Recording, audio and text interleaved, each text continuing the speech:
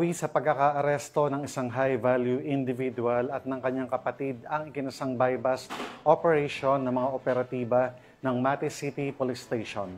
Katuwang ang Philippine Drug Enforcement Agency matapos masabat ang tinatayang 120,000 halaga ng hinihinalang marijuana sa Barangay Central, Mati City.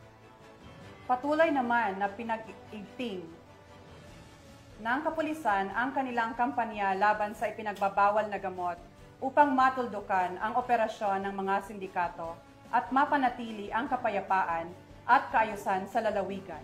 Patrolwoman Reyna Rose Desipolo sa balita.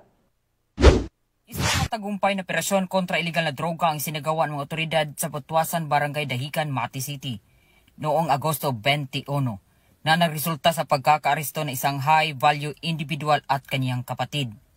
Nasamsam mula sa mga sospek ang tinatayang 1 kilo ng hinihinalang partial dried marijuana na may tinatayang halaga na mahigit 120,000 pesos sa merkado. Isang seryosong banta ng kalusugan at kapakanan ng komunidad kung ito ay naipakalat.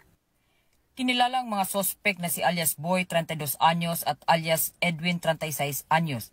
Pinangunahan ang operasyon ng Mati City Police Station, katuwang ang City Drug Enforcement Unit, Provincial Drug Enforcement Unit, Provincial Intelligence Unit at mga ahente ng Philippine Drug Enforcement Agency.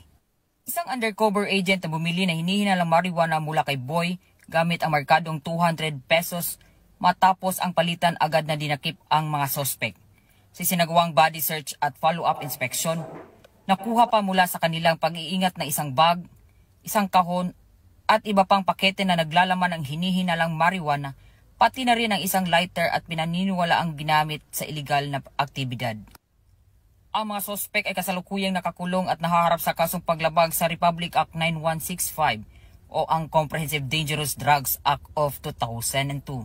Nagpahayag naman ng paalala ang mga otoridad na hindi sila titigil hanggat hindi nabubuwag ang mga grupong patuloy na nagpapakalat ng iligal na droga sa Mati at sa buong region. Panawagan din nila sa publiko ang aktibong pakikiisa sa pagbibigay ng impormasyon upang mapanatili ang kapayapaan at kayusan sa komunidad. Dito sa Police Regional Office 11, ako ang inyong PNN correspondent, Patrolwoman Reyna Rose Desipolo, alagad ng batas, tagataguyod ng Balitang Pulis.